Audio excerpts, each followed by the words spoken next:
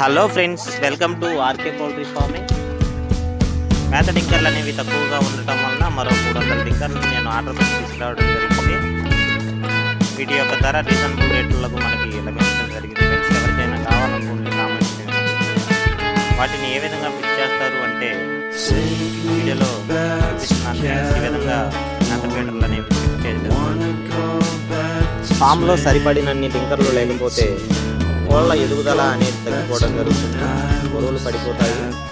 కోళ్ళు up and డౌన్లుగా ఎదగడం వంటి సమస్యలు అనేవి తలెత్తుతాయి ఫ్రెండ్స్. అందుకే సరిపడినన్ని డింకర్లు పెట్టుకోవడం చాలా మంచిది.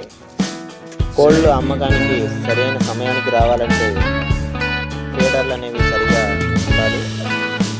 తద్వారా కోళ్ళు తగు మేత తీసుకొని బరువు అనేవి సకాలంలో వస్తాయి. కోళ్ళు సరి అయిన సమయానికి రావాలంటే ఈ విధంగా డింకర్లు అనేవి పెట్టుకోవాలి.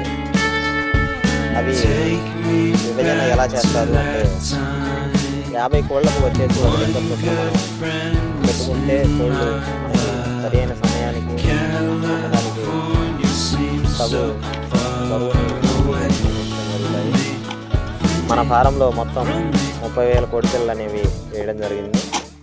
వాటికి 300 డింకర్లు అనేవి నేను తెప్పించాను. అంతకుముందు 370 డింకర్లు అనేవి ఉన్నాయి.